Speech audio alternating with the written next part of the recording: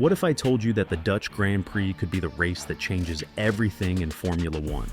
Not just the championship battle, but the entire power structure of the sport itself. Stick around because by the end of this video, you'll understand why one shocking rumor could reshape F1 as we know it. Formula One is back, and Zandvoort is serving up drama before the lights even go out. After a 3-week break, we're heading into one of the most unpredictable weekends of the season, and here's why you need to pay attention. First up, the weather. We're looking at an 80% chance of rain throughout the entire weekend near the North Sea. But this isn't just light drizzle we're talking about. Saturday is forecast to bring wind speeds of 30 to 40 kilometers per hour. When you combine that with heavy rain, visibility drops to almost zero. And here's where it gets interesting. The FIA has learned from the Spa disaster. Remember that shameful debacle where fans paid premium prices to watch cars parade behind a safety car? Well, unlike Spa where rain was expected to stop, Zandvoort's forecast shows consistent wet conditions all weekend long. The big question is, will the FIA actually let them race this time, or will we see another weekend ruined by overly cautious decisions? But the weather isn't even the biggest story this weekend. There's a rule change that could flip the entire strategic playbook upside down, and it involves something you probably never thought about. Here's the game changer nobody's talking about. The FIA and Pirelli have quietly increased the pit lane speed limit from 60 to 80 kilometers per hour. Why does this matter? Because Zandvoort has always been a one-stop strategy paradise, and that's boring for fans. Think about it. Zandvoort is incredibly demanding on tires with its endless corners, but the track is so narrow with limited overtaking opportunities that teams have played it safe for years. One stop, minimize risk, bank the points. But now, those extra 20 kilometers per hour in the pit lane could be the difference between a one-stop and two-stop strategy being viable. According to team simulations, the one-stop is still theoretically faster, but margins are getting tighter. Here's the sad reality though. This might be one of our last chances to see this strategic battle at Zandvoort. The track's F1 contract ends after 2026 due to financial constraints and the simple fact that F1 cars are getting too big for these classic circuits. Traditional tracks are vanishing from the calendar, replaced by street circuits and purpose-built facilities. It's progress, but it comes at a cost. Speaking of costs and contracts, there's a rumor circulating the paddock that's so outrageous it might just be true, and it involves the man who built Red Bull's empire.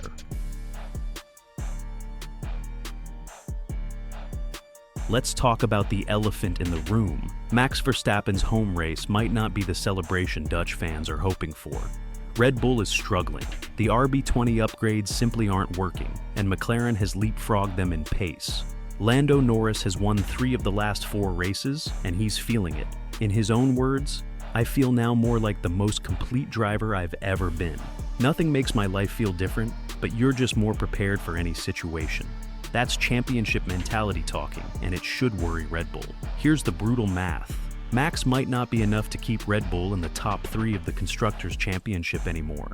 If this trend continues into 2026 with the new regulations, we'll be having very different conversations about Max's future. But wait, it gets more complicated. Yuki Tsunoda's second Red Bull seat is under massive pressure. Helmut Marko has never been sentimental about driver decisions. Liam Lawson and Alex Albon are circling like sharks. And if Tsunoda can't deliver consistent points, he's gone. New team principal Laurent Mekios is trying to give Tsunoda what he needs to perform. But patience in F1 is measured in races, not seasons. But here's where the story takes a twist that nobody saw coming. What if Tsunoda's F1 lifeline doesn't come from Red Bull at all, but from a completely different team with a shocking new leadership structure? This is where things get absolutely wild. Christian Horner, the man who built Red Bull Racing into a championship dynasty, is being rumored for a sensational switch to Aston Martin. Think about it. Horner was relieved of his operational role at Red Bull in July. That's corporate speak for, "we're making changes." Meanwhile, Aston Martin is throwing serious money around. They're getting Honda Works engines in 2025, and they need someone who knows how to integrate a manufacturer partnership. Who better than the guy who managed Red Bull through their Renault years and helped deliver 8 drivers' championships and 6 constructors' titles? Pablo Montoya added fuel to this fire, saying he could see Horner at Aston Martin rather than the rumored Cadillac project. The logic is compelling. Horner has experience working with Adrian Newey, understands manufacturer politics, and knows how to build championship-caliber operations. But here's the kicker. If Horner goes to Aston Martin, Tsunoda might follow. Honda has a pipeline of drivers, and with Tsunoda's Red Bull future uncertain, parking him at Aston Martin as a test and reserve driver keeps him in the Honda family while giving him a path back to racing. And this is where the dominoes start falling in ways that could change the entire balance of power in F1. Because there's one driver who's been watching all of this very carefully. Max Verstappen has committed to Red Bull through 2026, but what happens after the regulation reset? If Aston Martin hits the ground running with Honda power, Newey influence, and Horner's leadership, suddenly they become a very attractive destination for any driver with championship ambitions. History tells us that drivers follow competitive cars, not loyalty. If Red Bull Ford struggles to adapt to the new regulations, while Aston Martin Honda creates a championship-winning package, even the most loyal drivers start asking questions. Meanwhile, Ferrari is quietly building momentum. Charles Leclerc took pole in Hungary and would have fought for the win without car issues. Andrea Stella admits Ferrari will be a contender for victories for the remainder of the season. The championship math is getting interesting.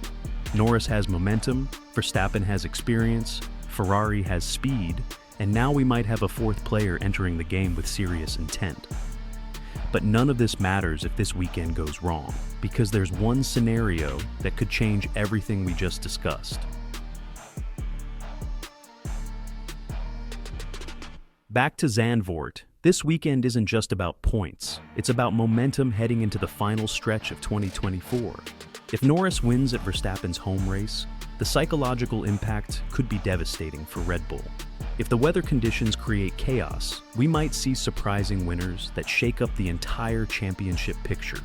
Remember, calm seas never made skilled sailors, and Norris needs to prove he has championship mentality when the conditions get tough. The pit lane speed increase might seem minor, but in a sport where milliseconds matter, it could be the difference between a boring processional race and strategic chaos. And hanging over all of this is the question of what F1 looks like post-2026. Will Red Bull maintain their dominance through another regulation change? Can Aston Martin build a championship-winning operation from scratch? Will traditional tracks like Zandvoort survive the sport's evolution? One thing's for certain. This weekend at Zandvoort won't just determine who leads the championship. It might determine who's still standing when the music stops in 2026. What do you think? Will Horner really make the switch? Can Norris handle the pressure? Let me know in the comments, and don't forget to subscribe for more F1 insights that go beyond the headlines.